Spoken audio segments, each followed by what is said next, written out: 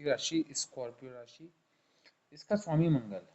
मंगल जो है आप लोगों के अष्टम भाव में है इस टाइम, मिथुन राशि में।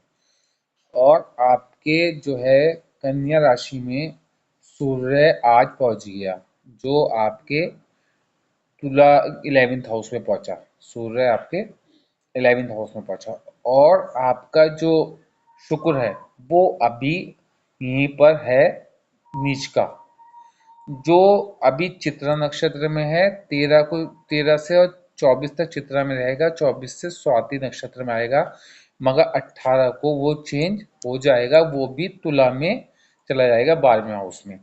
तो मैं पूरी वो बताऊंगा कॉम्बिनेशन के क्या होगा आप लोगों के लिए, क्या अच्छा होगा क्या बुरा। और बुध जो है अभी आपके जो है 11th हाउस में चला आ रहा है, और ये आपके जो है आपके बुध जो है 10th हाउस में चला आ रहा है, और वो आपके 11th हाउस में चला जाएगा।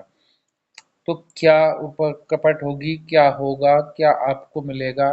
वृश्चिक राशि वालों, आप बहुत मतलब कभी कभी असहाय अपने आप को महसूस करते हैं, बहुत ज़्यादा गुस्सा, क्योंकि ये जो है गर्म राशि है, ये अग्नि तत्व की राशि है, तो ये सामने वाले के दिमाग में अग्नि की तरह वो करती थी। इन्हें गुस्सा बहुत जल्दी आता है, बहुत जल्दी उतर जाता है, और ये जब गुस्सा आता है तो ये कुछ नहीं देखते कौन सामने है, ये उनका त्रम भ्रम कर देते हैं। आज मैं बुध, शुक्र और सूर्य की बात करूंगा। बुध, शुक्र और सूर्य। वृश्चिक राशि वालों, देखिए वृश्चिक राशि वालों, आपके सिंह राशि में जो चला आ रहा था सूर्य, और आपका चला आ रहा था सूर्य, और आपका चला है बुध, और शुक्र आपका चला आ रहा था 11वें हाउस में, कन्या में। तो कन्या में शुक्र नीच का चला आ रहा था, तो शुक्र का नीच का होना, देखिए वैवाहिक जीवन डिस्टर्ब चला आ रहा था, पैसा रुक नहीं पा रहा था, पैसा इधर को आ रहा था और उधर को उसके पैर लगते जा रहे थे।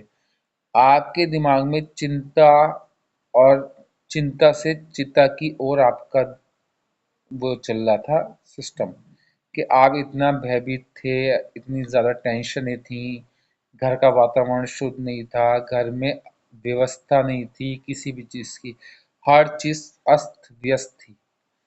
क्योंकि शुक्र नीच का होना, शुक्र वैवाहिक जीवन का कारक, शुक्र लग्जरी का कारक, शुक्र आपके समझिए 12वें हाउस का वो स्वामी।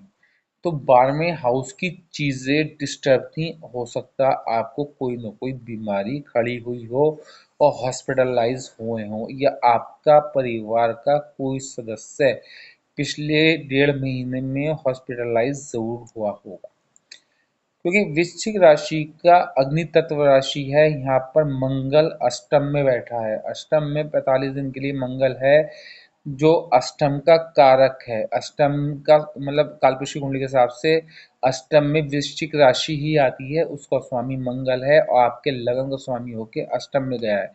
तो व्यक्तित्व में थोड़ी सी जो है वो कमी आएगी, आपकी व्यक्तित्व ऑरा जो है वो डिएक्टिवेटेड हो जाएगी, आपकी ऑरा में वो स्ट्रांगनेस नहीं दिखेगी, आपका शिथिलता रहेगी, आपके दिमाग में भ्रम रहेगा, आपको टेंशनें बनी रहेंगी, आपको मतलब रिलीफ नाम की चीज़ नहीं होगी। पिछले 1.5 महीने से कोई टाइम अच्छा व्यतीत नहीं हुआ होगा, और सुकून का कोई पल नहीं गुजरा होगा, यहाँ तक कि रातों की नींद भी डिस्टर्ब होगी, रातों की नींद गायब होगी, पैसा स्टोर नहीं हुआ होगा, और आपको चिंता बढ़ती चली जा रही है। वो आप अगर ज़्यादा चिंता लेंगे, वो चिंता और चिता में अंग का फर्क होता है, आप चिता तक पहुंच जाएंगे, आपको टेंशन लेने की जरूरत नहीं है। जो शुक्र निष्ठा शुक्र की निपटने वाली है, वो होगी 18 सितंबर को। शुक्र जो है वो चलाएगा 12वें में, और 12वें में शुक्र हो जाता है उच्च का। तो अब आपको वाहन की यात्रा मिलेगी, आपको विदेश यात्रा मिलेगी, आपको जो हॉस्पिटलाइज हुआ था फैमिली में कोई, अब जीवन में आने वाले 6 महीनों तक कोई हॉस्पिटलाइज होने की संभावना नहीं है। आपका विदेश से संपर्क जुड़ेगा, आपको नौकरी में सफलता मिलेगी, आपके दुश्मन नामस्तक होके पैरों में झुकते हुए दिखेंगे अगले 6 महीने। आपकी रोजमर्रा की स्थिति में सुधार आएगा, आपकी रोजाना की स्थिति दिन पर दिन सुधार होती चली जाएगी। अगले 6 महीने में कोई आपका घर वाला बीमार था, कोई आपको कोई टेंशन थी, सब टेंशनों का निवारण अगले 6 महीने में आपको प्राप्त हो जाएगा। सूर्य आज चला गया 16 सितंबर को कन्या में, तो कन्या राशि आती है आपके 11th हाउस में। 11th हाउस में सूर्य का जाना आपको अवार्ड रिवार्ड और आपको प्रेम प्राप्त होगा, आपको प्रेम में जीत होगी। अब तक जो आप प्रेम के लिए परेशान थे वो प्रेम आपके संपर्क में खुद जुड़ेगा और आपको आने वाले टाइम में उसका अच्छा योगदान सामने आएगा। और आप कोई एग्ज़ाम दे रहे थे, एग्ज़ाम भी क्लियर होगा। आपके बच्चे को एग्ज़ाम दिए थे, वो एग्ज़ाम भी क्लियर होगा। आपके बच्चों का भविष्य अगले 6 महीने में सेटल होता हुआ दिखेगा। ये 100% बात है। अगर कोई प्रतियोगिता परीक्षा या कोई आपका कोई ऐसा खेल विभाग से जुड़ा हुआ था, वो उसमें भी सफलता मिलेगी। आपको जनता से भी सफलता मिलेगी। सूर्य आत्मा का कारक, पिता का कारक, सम्मान का कारक। सूर्य जो है वो आप अगर सूर्य कुंडली में खराब है तो उसकी कुंडली जो है अंधकार वाली कुंडली होती है। जब अच्छा सूर्य आपके पंचम हाउस रहेगा तो आपको प्रेम भी प्राप्त होगा। सूर्य का घर ही पंचम हाउस है। सूर्य को यहाँ जो है इस कालपुरुष कुंडली के हिसाब से सूर्य का घर है, तो यहाँ पर जब सूर्य देखेगा और प्रेम प्राप्त होगा, अच्छा वातावरण होगा, घर का वातावरण शुद्ध होगा, आपको सम्मान, वैवाहिक जीवन अच्छा, प्रेम जीवन अच्छा, सफलता, जीवन के सारे चक्रों में आपको जीवन की यात्रा अच्छी लगने लगेगी। अब तक जो यात्रा बुरी लग रही थी वो यात्रा अच्छी लगने लगेगी। आपका जो काल चक्र है वो चेंज हो जाएगा, आपका जो जीवन चक्र है वो चेंज हो जाएगा। अगले 6 महीने में आपको पैसे की दिक्कत भी दूर होगी। अगर कोई कर्जे में था, क्योंकि मंगल अष्टम में चला आ रहा है तो कर्जे में होगा, तो कर्जा भी निवारण की ओर चला जाएगा, कर्जा भी उतरता हुआ दिखेगा। आप छोटा सा उपाय मेरा लास्ट में कर लेना तो कर्जा भी उतरता हुआ दिखेगा। अब आपका आया बुध। बुध आपका चला गया साथ में सूर्य के घर में। अभी देखिए मैं बताऊं आपको, सूर्य तो पहुंचा ही है यहाँ पर कन्या में, और साथ में बुध भी 24 को पहुंच जाएगा। तो यहाँ पर 11th हाउस में बुधत्व योग बनेगा। जो बुधत्व योग बनेगा ये राजयोग है। तो आपको जीवन के वो सफलताएं अर्जित होंगी जो आपने सपने में भी नहीं सोची होंगी। आपने अब तक जो पिछले 6 महीने में दिक्कतों का सामना किया, हेल्थ से रिलेटिव दिक्कतें हुई, टांगों की प्रॉब्लम हुई, गर्दन गर्दन की प्रॉब्लम हुई, थायराइड की प्रॉब्लम हुई, गॉल ब्लैडर की प्रॉब्लम हुई, और पेट से नीचे की कोई ना कोई बीमारी आपको घेर रही, पेट में दर्द रहना या आपकी टांगों में पिंडलियों में दर्द रहना, ये 100% होगा। मंगल अष्टम में बैठकर ये करेगा। रीढ़ की हड्डी में भी दर्द देगा, ये प्रॉब्लम आपको देगा।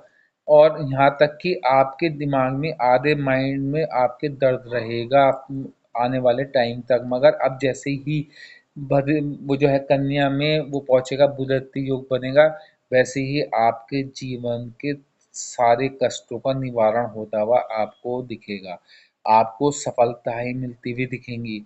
सूर्य और बुध मिलके बुधत्व योग बनाएंगे 11th हाउस में, और शुक्र 12वें हाउस में बैठकर उच्च का फल देगा। विदेश से तार जुड़ेंगे, विदेश में सफलता मिलेगी, विदेश में आपकी कीर्ति फैलेगी। कुंडली में आपका मंगल अच्छी कंडीशन में होना चाहिए, कुंडली में आपका बुध अच्छी कंडीशन में होना चाहिए, कुंडली में आपका सूर्य अच्छी कंडीशन में होना चाहिए, या बुध की दशा या मंगल की दशा या सूर्य की अंतर्दशा या दशा चलती हुई होनी चाहिए। तो ये आपको ऐसा योग है कि आपको बुधत्व योग आपको बहुत बड़ा अवार्ड दिला देगा, बहुत बड़ी सम्मान दिला देगा। अगर आपका कुंडली में शनि भी अच्छा हुआ तो आपको यहाँ पर बहुत बड़ा वाहन सुख, बहुत बड़ा भवन सुख, बहुत बड़ा स्त्री सुख, मातृ सुख दे देगा। गुरु अच्छा हुआ तो आपके लिए वैवाहिक जीवन डिस्टरबेंस दूर होगा। गुरु 25 अंश पे आपके सप्तम हाउस में बैठा है, तो गुरु का सप्तम हाउस में बैठना आपको सफलताएं दे देगा, आपके जीवन के कष्टों का निवारण कर देगा, आपको जीवन की सारी प्रॉब्लम्स को दूर कर देगा। और ये देखिए आपके लिए जो है ऐसा जीवन चक्र हो जाएगा आपने सपने में भी नहीं सोचा होगा, क्योंकि शनि इस टाइम 25 अंश पर बैठा है और अच्छा ही फल देगा शनि भी, क्योंकि शनि जो है आपके चौथे हाउस का स्वामी है। चौथे हाउस में शनि बैठ के आपको, अगर आपकी कुंडली में कारक तो नहीं है, आपकी कुंडली में तात्कालिक मित्रता मित्रता है, मान लो तात्कालिक मित्रता में शनि की मित्रता है मंगल से, तो यहाँ पर आपको वाहन सुख, भवन सुख, स्त्री सुख, मातृ सुख, सारे सुख दे देगा। राहु आपका पंचम में बैठा है। राहु का पंचम में बैठना, अगर राहु आपका पॉजिटिव है तो आपको प्रेम भी देगा, आपको संतान भी देगा, पुत्र संतान भी देगा, और जो कंसीबिलिटी थी उनको अब आसानी से जो है पुत्र या पुत्री की प्राप्ति होने की संभावना है। मगर अगर पॉजिटिव नहीं हुआ राहु, और अगर खराब बैठा हुआ, गलत नक्षत्रों में बैठा हुआ, तो यहाँ पर मिसकैरेज जैसी प्रॉब्लम भी देगा, प्रेम संबंध को तोड़ भी देगा। अगर किसी का प्रेम संबंध चला जाए तो तोड़ भी देगा। और जैसे जैसे मंगल की डिग्री बढ़ेगी वैसे वैसे गुरु और प्रबल होगा। जब गुरु प्रबल होगा तो ऑटोमेटिक राहु को कंट्रोल में आएगा। तो यहाँ पर प्रेम संबंध और आपका संतान वाला संबंध भी थोड़ा थोड़ा धीरे धीरे ठीक होगा। मगर कुंडली में अगर राहु की दशा अंतर्दशा चल रही हो और राहु पॉजिटिव नहीं हुआ तो यहाँ आपको प्रेम के पीछे फालतू के चक्कर लगाते रहेंगे, प्रेम प्राप्त नहीं होगा, कोई सफलता प्राप्त नहीं होगी अगर राहु खराब हो। और गुरु आपका जो है, गुरु बहुत अच्छा प्लेसमेंट है इस टाइम, गुरु वृषभ राशि में है, जो आपके लिए बहुत अच्छा सिद्ध होने वाला है। क्योंकि गुरु इस टाइम आपके कौन से घर का स्वामी है? पंचम का स्वामी है। पंचम का स्वामी होके सप्तम में बैठना, वैवाहिक जीवन में प्रेम बढ़ जाना, क्योंकि 25 अंश पे है। मगर मंगल का स्ट्रांग होना बहुत इंपॉर्टेंट है। मंगल जब ये 9 में पहुंच जाएगा तो भाग्य भाव प्रबल हो जाएगा। जब भाग्य भाव प्रबल हो जाएगा तो आपका लगन प्रबल हो जाएगा। जब लगन का स्वामी भाग्य भाव में आएगा तो भाग्य से आपकी और स्ट्रांग होगी, आपके भाग्य के एकदम से भाग्य के द्वारा आपके सारे काम फलित होते चले जाएंगे। मंगल का अगला जो ट्रांजिट है वो आप लोगों के लिए बहुत महत्वपूर्ण है, उसका लाभ उठाना आपके लिए बहुत इंपॉर्टेंट है। और आप में आज मंगल की बात नहीं हो रही, बुध, सूर्य और शुक्र की। शुक्र का 12वें में जाना आपके लिए अत्यधिक सफलताएं, आपके चेहरे में आकर्षण का लेवल बढ़ जाना, आपके चेहरे में एक तेज बढ़ जाना, आपको विदेश यात्रा हो जाना, आपके जीवन के तमाम कष्टों का निवारण हो जाना, आपके अगर चेहरे पे दाग फुंसी थी वो अचानक से गायब दिखेंगे, अगर कोई जो है बाल सफ़ेद होने की कंडीशन थी बाल सफ़ेद होने बंद हो जाएंगे। ये सारी कंडीशनें चेंज होती चलेंगी। शुक्र नीच में आपको पेट से नीचे की कोई ना कोई बीमारी ज़रूर दे गया होगा, आपको टांगों की दर्द या पिंडलियों में दर्द ज़रूर दे गया होगा, या आपको बालों के झड़ने की संभावना दे गया होगा। शनि यहाँ पर जो है चौथे हाउस में बैठा है, चौथा हाउस में बैठ के 10th हाउस को अपने घर को ज़रूर देख रहा है। मगर शनि यहाँ पर चंद्र के घर में बैठा है, कालपुरुष की कुंडली के हिसाब से चंद्र का घर है, आपकी कुंडली के हिसाब से यहाँ पर शनि अपने घर में बैठा है। तो शनि यहाँ पर आपके सिर में जुएं दे देगा, आपके सिर में कोई फोड़े फुंसी भी दे सकता है। अगर शनि खराब हुआ और शनि अच्छा हुआ, शनि की दशा अंतर्दशा चल रही हुई, तो आपको बड़े मकानों का सुख दे देगा, बड़ी गाड़ियों का सुख दे देगा, आपको राज सत्ता दे देगा, आपको राज प्रधान व्यक्ति बता देगा, आपको राजयोग दे देगा। तो अब आप अपनी कुंडली का एनालिसिस करें कि आपका शनि किस नक्षत्र में बैठा है, कहाँ बैठा है। कुंडली में अच्छा होना चाहिए, मित्र के नक्षत्र में होना चाहिए या अपने नक्षत्र में होना चाहिए, तभी यहाँ पर बैठ के सफलता अच्छी देगा। ये समझिए फैक्ट्रियों का मालिक भी बना देगा अगर अच्छा हुआ। तो अब आप अपनी कुंडली में चेक करिए आपका शनि कौन से नक्षत्र में है, आपका गुरु कौन से नक्षत्र में है, आपका बुध कौन से नक्षत्र में है, आपका सूर्य कौन से नक्षत्र में है, आपका मंगल कौन से नक्षत्र में है। मंगल आपका मेन प्लानेट है, गुरु आपका मित्र प्लानेट है, चंद्रमा भी आपका मित्र प्लानेट है, और सूर्य भी आपका मित्र प्लानेट है। तो ये 4 प्लानेट की वजह से आपको या तो मूंगा या आपको माणिक, अगर सूर्य अच्छी कंडीशन में तो आप माणिक बन सकते हैं, गुरु अच्छी कंडीशन में तो आप पुखराज बन सकते हैं, और मंगल अच्छी कंडीशन में है तो आप मूंगा पहन सकते हैं। मंगल केंद्र या त्रिकोण में बैठा है तो आप जल्दबाज होंगे, मगर आपको गुस्सा आएगा, उतर जाएगा, आपको मंत्रों का ज्ञान होगा, आप दक्ष होंगे, आप हर चीज़ के महारथी होंगे। तो अगर आप भी एनालिसिस कराना चाहते हैं कि आपका शनि कहाँ है, वृश्चिक राशि वाले, स्कॉर्पियो वालों, आपका किस नक्षत्र में बैठा है, किस ग्रह की दृष्टि है, कौन सी ग्रह की दृष्टि की वजह से आपका जो है राजयोग फलित नहीं हो रहा, कौन से योग की वजह से आपका राजयोग बनते बनते रुक रहा है, कौन सी वजह से आपके काम बनते बनते बिगड़ रहे हैं, आपके घर की वातावरण शुद्ध नहीं है, आपके घर में कोई ना कोई कंटिन्यू बीमार चला आ रहा है, किसी को कुछ शुगर है तो कंटिन्यू शुगर चली आ रही है, किसी को कोई बीमारी, मतलब कोई घर में एक न एक बीमार होगा। अगर आपका साउथ फेसिंग घर होगा और आप मंगल की राशि है तो आपका कोई न कोई बीमारी आपके घर में रहेगी, आपके घर में पैसों की दिक्कत रहेगी। इसीलिए एक छोटा सा उपाय करने के लिए आपको या तो मूंगा या माणिक, अगर अच्छी कंडीशन में सूर्य है तो माणिक, वरना मूंगा, मंगल अच्छी कंडीशन में, गुरु अच्छी कंडीशन में, पुखराज और चंद्र का मोती भी धारण कर सकते हैं। अब आपको उपाय के लिए लाल दाल का उपाय करना है। मंगलवार को लाल दाल अपने सिरहाने जो है भिगो के रख लें और मंगल की शाम में वो चिड़ियों को डाल दें, या मंगलवार को अपने ऊपर से एंटी क्लॉकवाइज घुमा के किसी गरीब को दे दें जो भीख न मांगता हो, तो आपको इससे मिलेगा। मंगलवार के दिन एक तांबे का कड़ा अपने हाथ में डाल लें या एक अष्ट धातु के कड़ा अपने हाथ में डाल लें। और मैं अष्ट धातु के लिए कड़े के ऊपर और अंगूठी के ऊपर और लॉकेट के ऊपर एक वीडियो लाऊंगा कि किसको लॉकेट पहनना चाहिए और किसको अंगूठी पहनना चाहिए, किसको कड़ा पहनना चाहिए। कड़ा पहनने से क्या लाभ होगा, अंगूठी पहनने से क्या लाभ होगा। किसी को अंगूठी सूट करेगी, किसी को कड़ा, कड़े वाले को अंगूठी पहना दी तो वो सूट नुकसान दे जाएगी, अंगूठी वाले को कड़ा पहना दिया तो नुकसान दे देगा।